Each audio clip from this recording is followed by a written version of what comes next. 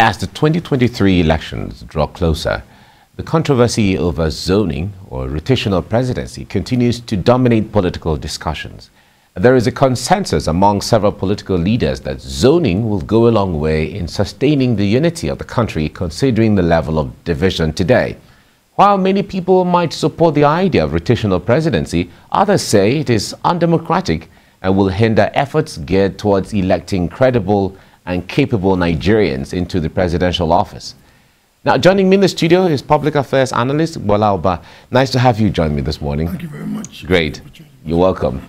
And I also have on Zoom the National Coordinator on Northern Youth Professionals for Tinubu, Abdullahi Tanko Yakasai. Abdullahi, it's good to have you join me this morning. Good morning. Thank you for having me. Great. Now, let's start from the studio. The issue of rotational presidency has been there, and, you know, since the inception, the issue of the need to balance the country based on its dynamics and all of the things that make up the peculiarity of Nigeria has been there. But right now in 2022, today, we're talking about the need for rotational presidency for 2023 elections. We were thinking that by now we should have known what to do about this all the while. Ordinarily, by now we ought to have known, we ought to have moved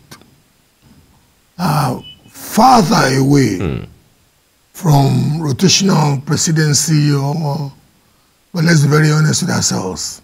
In the backdrop of President Muhammadu Buhari's parochial presidency, it's going to be very difficult for anybody to explain rotational presidency away. Let's be very honest with ourselves.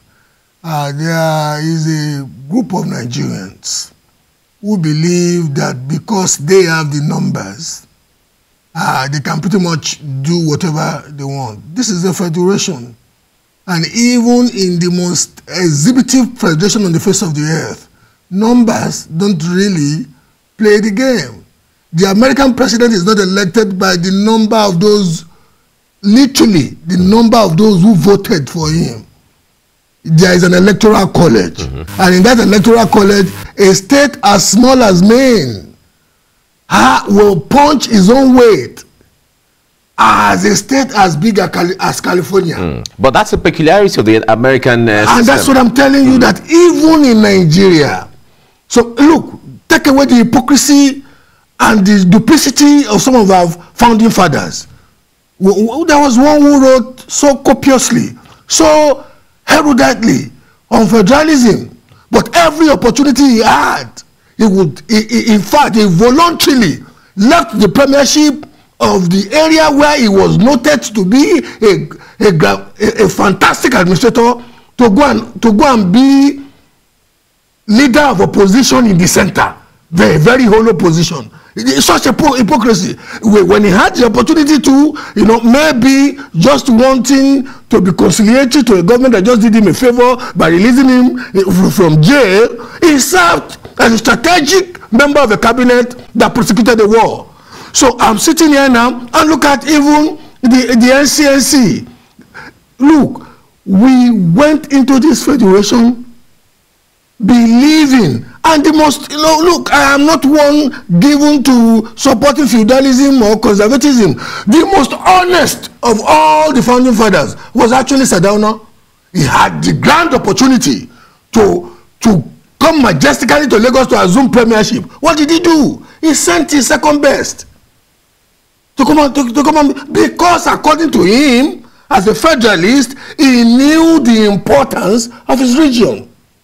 And we must remember that when we talk of rotational presidency, it speaks to the fact that from the very get-go, we all knew the established diversities in our... So I'm sitting here now, believing that it's not even only about rotational presidency. If we want stability, sustainable stability in this society, we must ultimately even micro-rotate. Look, since 1999 now, a particular region of the country has not had a shot at it.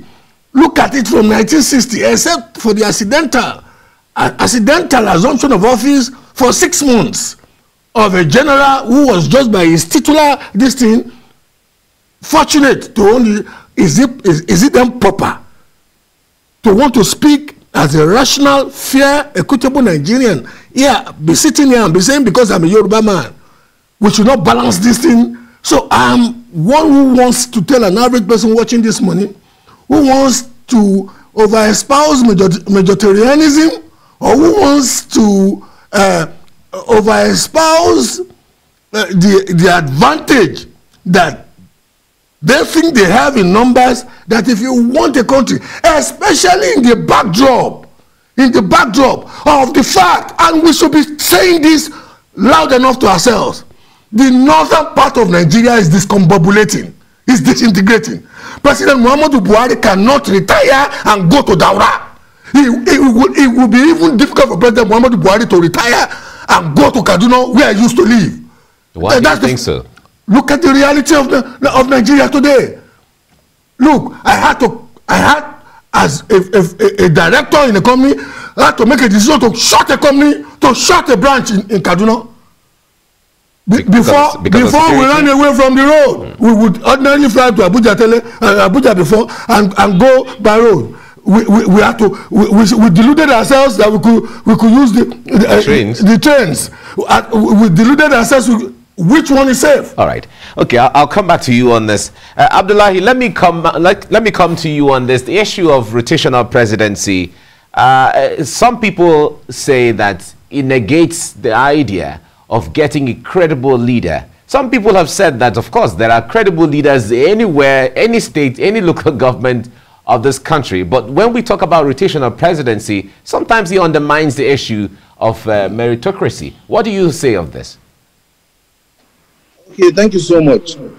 The issue of zoning, if you may ask me, I can just simply define it as a political concept developed to, so to say, harness unity, equity, justice, fairness, and inclusiveness. So, by and large, if you look at this concept, it gives everybody the opportunity to feel he's been, considered in the affairs of this nation. Take for instance, if we're talking of, like the First Republic, yes, by the way, that time there were no much educated people. We don't need to, we cannot even say there can be well-educated people everywhere. Unlike now there's no zone, there's no state, there's no local government that you don't have people with the capacity to hold leadership positions. So, if truly politics is all about equity and justice and fairness, then it is only right that there's zoning. And zoning is intertwined with rotation. Because without zoning, there cannot be rotation. And if there's zoning, then there should be rotation. And if this is put in place, if political parties adopt the issue of zoning, then it will bring harmony, especially at this time when this country is so much divided, and a country that had multi-ethnicity. So once there's zoning, everybody gradually, one day, one time, this exotic position, for instance, of the president, if there's zoning and rotation, gradually all these 6 geopolitical zones will have a shot. I give you an example. If the Northwest should produce a president for 8 years, then it will only be right. Morally, it's not in the Constitution, it's not sacrosanct, but morally, like President Muhammadu Buhari now has done 8 years, it is only morally right for the power to shift to the South. So now that he has done his 8 years from the Northwest, by the time it gets back to the South and one of the regions, say Southwest, take a shot for 8 years, then it means by the time it's coming back to the North, it's not going to go back to Northwest. it has to go to another region. That is the whole idea behind the rotational the zoning. So even if you so gradually, northeast, northwest, north central, southeast, southwest, and even the southeast, southwest, and south-south, everybody will have a shot gradually, and that will give every Nigerian a sense of belonging, because that is the only way we will have strengthen our unity and have total inclusiveness for everybody to feel he has the right and he will take that chance one day to lead this country. Look at, for instance, in states, we have the 3 senatorial districts. In some states, just near Abuja here, Niger State, they have made it like more or less constitutional matter. If one senatorial district produces a governor, automatically it will never go back to that zone till the other 2 have done their own terms. That is how they rotate. So rotation and zoning are intertwined, and it will give everybody a sense of belonging, and it will unify this country, especially at this critical time. All right, thank you very much, Abdullahi, for your. We'll come back to you now.